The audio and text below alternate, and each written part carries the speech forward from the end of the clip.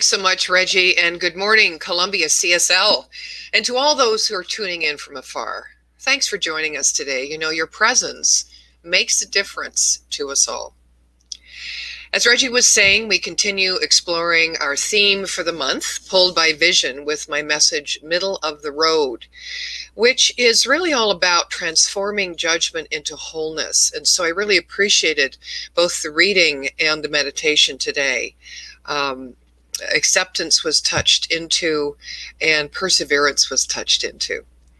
You know, great visionaries of our time have drawn their wisdom from stories and experiences and demonstrations of others, and more importantly, from the intimate connection they have with their aligned energetic heartbeat with all creation and the Creator. They know how to live as vision, becoming not more of itself, but less of itself, to the quintessential point of the consciousness of no self. You know, we, through intention, practice, surrender, and faith, see through the eyes of wholeness and cease to be captive of an either-or perspective, refusing to take sides, but instead adapt an and both perspective and a life experience of walking right down the middle of the road. I'd like to take a biblical reference to illustrate the either-or mentality that had and has today a rippling effect on where society still remains on the evolutionary path of the collective consciousness. To this day, Mary Magdalene remains a most elusive and mysterious figure. Speculation about her role in the development of early Christianity is not new. She has been the subject of many different theories and myths throughout ecclesiastical history.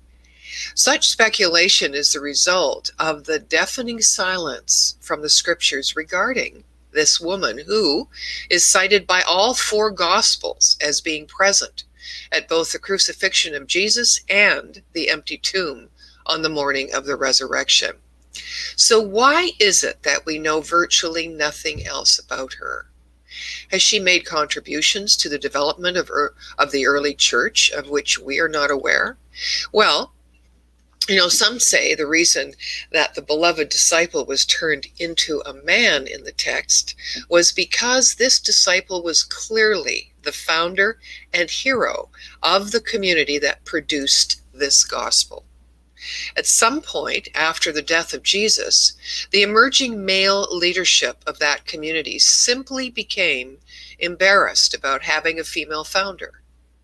In order to mainstream their community, they suppressed some of the moral radical practices that Jesus taught them through his example, such as treating everyone with equal dignity and respect, including the sick, the poor, the oppressed, the outcast, and women. Jesus apparently did not object to men and women sharing power and positions of leadership. Some of his successors, however, were not courageous enough to be so radical. So, in the case of the Gospel of John, the female beloved disciple had to become male. Equality was a very radical concept in those days. Seeing from God's eyes in a world of diversity and duality today, that is still radical to many. But to those who resonate with the philosophy of New Thought, where God and I are one, there is only one mind, one presence, radical has left the building. So are we in an identity crisis? I leave that answer within you. In order for us to walk down the middle of the road and hold all creation in the light of which it was purposefully created, our perspective needs to transcend duality and all labels, stereotypes, bias, false sense of security, and false gods. We must reach beyond the idea of either or, which continues to demean the infinite creative intelligence of God and the field of pure potentiality acting in, through, and as its creation. So how do we begin then to live in an and both state of mind by trusting ourselves. Trusting ourselves because we know more than we think we do, or metaphysically rephrased, there is something within us that knows and knows it knows. I'd like to give you a modern day example of this. There was a new mother who wanted to be a leader in her field and was stuck in the decision of taking flex time or working full time. So the first choice, better for the baby. The second choice, better for her career. Ah, the horns of dilemma, caught in the indecision between this possibility or that possibility, sitting on the two sharp points of either or. And we believe our only option is to choose one or the other, sacrificing or compromising something important to us. The word for what our mind is doing in this instance is bifurcating. Bifurcation means to divide or fork into two branches. Imagine God being divided against itself or against its creation. Within the one mind, the possibilities of creation are infinite, and therefore within us is that same well to draw from. There are always more than two choices.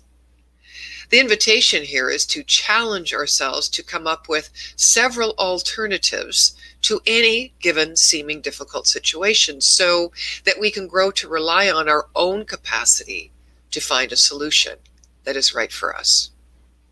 And then we can take the next actionable step towards that solution without getting caught in overwhelm of the entire problem, to which often can seem insurmountable.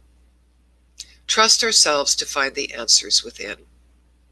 Now, some of you may be familiar with the Quakers' use of a 300-year-old process of opening questioning that promotes the wisdom of the person to answer his own question. Firstly, the Quakers believe each person has his or own personal relationship to God, and they don't believe in giving one another advice because they understand that each person must find his or her own answers. However, they do want to support one another in the process of self-discovery. So they invented the Clearness Committee, in which a person who is stuck about something convenes a group of people to ask open questions until he or she feels resolved. Might this seem like a reasonable practice, engendering fruitful outcomes for yourself? And trusting ourselves to procure the answer from that which knows within can be misdirected by our attachment to our identity and our self-criticism. A parable from Zhuangzi. There was once a man who was disturbed by the sight of his own shadow, and so displeased with his own footsteps that he was determined to get rid of them both. Now, the method he hit upon was to run away from them. So he got up and he ran. But every time he put his foot down, there was another step, while his shadow kept up with him without the slightest difficulty. He attributed his failure to the fact that he was not running fast enough. So he ran faster and faster without stopping until he finally dropped dead. He failed to realize that if he merely stepped into the shade, his shadow would vanish, and if he sat down and stayed still, there would be no more footsteps. When I remember this parable, I think about how we shadow box God.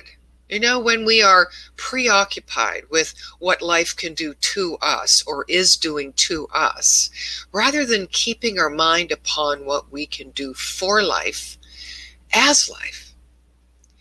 We spend our moments fighting or fleeing sometimes the shadows, in which we can find the answers to our unrest, our lack of worth, our confusion. You know, shadows are merely incomplete ideas, leftover experiences that have become constant attachments to the past, so we can never walk fully in the light. When Kara was doing the meditation today, did you see near the end that beautiful light with its radiant channels over her head? It was beautiful. And the light always represents some ideal or goal to achieve in becoming.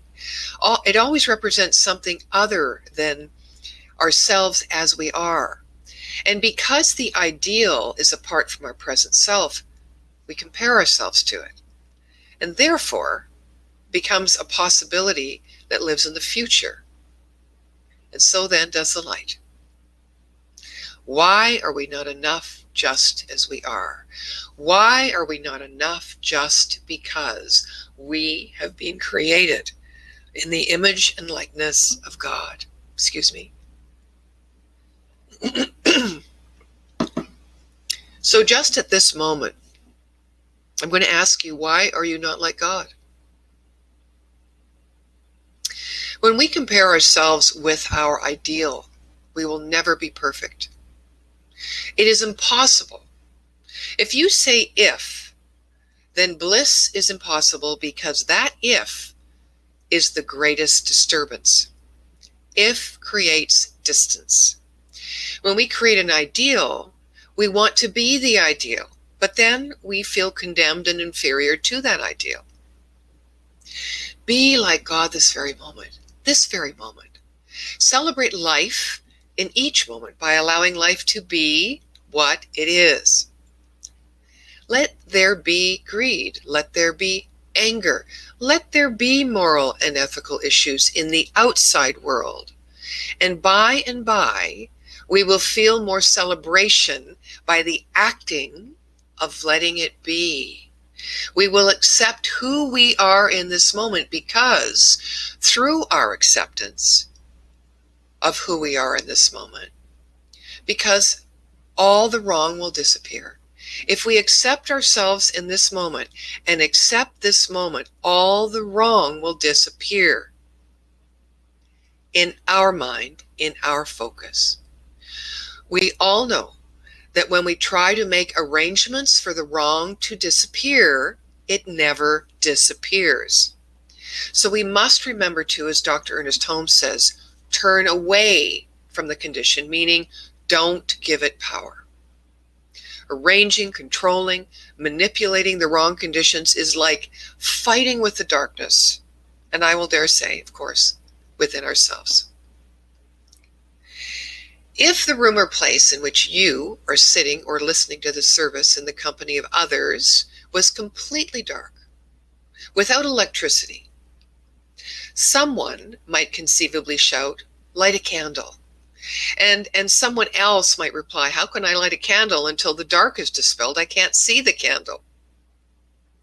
This is what we do. We say, first the greed must go, then there will be ecstasy. But darkness is a non-entity. It cannot therefore hinder. It is an absence, not a presence. It is the absence of light. Light the light, and the darkness disappears. When we celebrate our lives, we become the blissful flame, and all wrong disappears. When we see wholeness and sacredness in all, duality disappears. We stop taking sides, and we begin to walk down the middle of the road. Often, I think we settle for shadows by taking in life only partially and not fully enjoying life. We feel that when we destroy the wrong, then God will descend into our hearts and minds. When we begin to live each moment as if we were God, rather than ifing our way along to a different ideal, we become the light, and in this light, there are no conditions to be filled. Have you heard the term, "It is said that in heaven the sun rises and God walks"? But you know, God doesn't have any shadow. God is transparent. But nowhere does anything exist without a shadow. If it is, then a shadow will be created. If it is not, only then the shadow disappears. To be means to create a shadow. But the very meaning of shadow is that they are in a sense, and still they are not. A shadow is no substance. A shadow is just an absence. When we stand and the sun's rays fall upon us, because of us, a few rays cannot pass. The figure is created, the figure of a shadow. It is just an absence, for we obstruct the sun, and the shadow is created. We lived disturbed in the belief that we become God only when the shadow disappears. Think about that. So let's take a moment and think about how, when we come to God, how and when we do come to God, when we turn inward to be with all that truly is, in silence and stillness and surrender. We often come to God mostly in escape from our shadow, or we're worn or weary, or we're without hope. And because we bring ourselves in part, therefore, to God, we cannot reach God. We feel God, but we cannot connect with God. For God cannot recognize the part, for God is the whole. God has given each of us an individual life, a unique thumbprint, and free will to make of it what we choose. Now, is this not something to celebrate? When we want something better, we try to be wiser than God, than universal intelligence. We condemn the gift of God we are to be. But the part can never be wiser than the whole. Come on, we've proven that over and over again, haven't we? And whatsoever the whole is doing is the final thing. We cannot change that. We suppress our life force, our energy, and mold it to what our ideal is.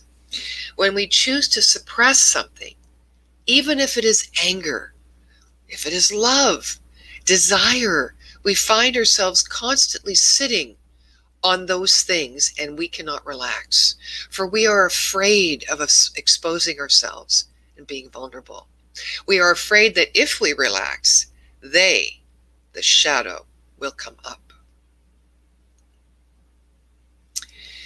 Our mind needs to become useless with regards to ourselves and active for others only. Seems like an odd statement, I think, but for our minds have their own patterns. They are mechanisms and cannot give us anything new. We must go beyond mind in order to be filled with divine wisdom or the infinite intelligence to experience our wholeness. Our minds can only give us what we feed them. Minds can be the hindrance to our greater good as we are impressed by outside influences. Now, a useless mind is a mind that turns away from the light of the world into the darkness of its own shade, where all things exist without light. Inward reflection, meditation, and prayer moves the mind from useless activity of the outside world to the pure center of reality, the pure state of being, the silent, still place where there is only listening. I'd like to share with you now a few of my ideas, 3 to be precise, that hopefully will help you move past the journey of resistance to what we have identified ourselves as or judged a situation to be, and towards a view from the middle of the road. The first of which is these. When you are stuck, notice where you're not stuck. So I've got a demonstration for you. What is this? You see that? Some say it's a V, a bird. No, it's a picture of the sky with a bird flying through it. So demonstrating that if we fixate on the problem, we are unaware of the space around it in which our options for change exist. When we become frightened, we flip to an analytical mode. We become stuck in a resurgence of that fear. So we need to switch over to engaging our free-flowing thinking, checking in with our hearts, our intuitive senses. What are they telling us to do? This, of course, is a viable option if we're not stuck in our feelings. Then we need to switch to the analytical thinking mode. So once we figure out where we are stuck, we can intentionally move to the other side where we're not stuck. Number 2, fail on purpose. Nothing that a soul or has a soul is perfect. And mistakes can actually help us find a wholeness greater than we have ever dreamed possible. You know, the marks that life leaves on everything it touches transforms perfection into wholeness. I have an illustration for this. You know, the older wise cultures choose to claim this wholeness in the things that they create. For example, in Japan, Zen gardeners purposefully leave a fat dandelion in the midst of the exquisite, ritually precise patterns of the meditation garden. In Iran, even the most skilled of rug weavers include an intentional error, the Persian flaw in the magnificence of the Tabriz carpet. In Puritan America, master quilt makers deliberately leave a drop of their own blood on every quilt they make. And indigenous Americans weave a broken bead. They call it the spirit bead, into every beaded masterpiece. These practices go a long way in supporting the idea to trust ourselves just as we are, with all our broken spirit beads, for in that knowing lies our wholeness. Number 3, this too shall pass. It is said an Eastern monarch once charged his wise men to invent him a sentence to be ever in view, and which should be true and appropriate in all times and all situations. They presented him with the words, "And this too shall pass away." How much it expresses. How chastening in the hour of pride. How consoling in the depths of affliction. Whatever is happening to you in your life in this moment, whether it is good or bad, a triumph or a tragedy, whatever it is, it soon will pass. So when we realize how fleeting each precious moment is, we begin to appreciate them more, accepting the gift or the insight each brings to us. If it is good, we can embrace it fully, knowing it will all too soon be gone. If it is displeasing, we can breathe easy, content that in a moment, this too shall pass away. We did not come here to race through our moments, but to live our way through them gloriously, each and every one. Remember that man who ran faster and faster until he was dead? That he only had to step into the shade and his shadow would have vanished. When we step into the shade, the silence, we find an inner peace. This is the peace that passeth understanding. When our minds are useful, we remain on the periphery, and that is the problem. When we stand in the light of the outside world, shadow is created. Inside, there is no sun and no shadow. Outside is society. And outside are all types of shadows.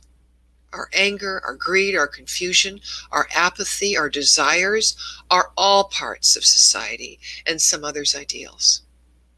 When we keep moving inward to the shade, it is we who are in, and society is out. And we have moved from the periphery to the center of life, to God, to walking down the middle of the road.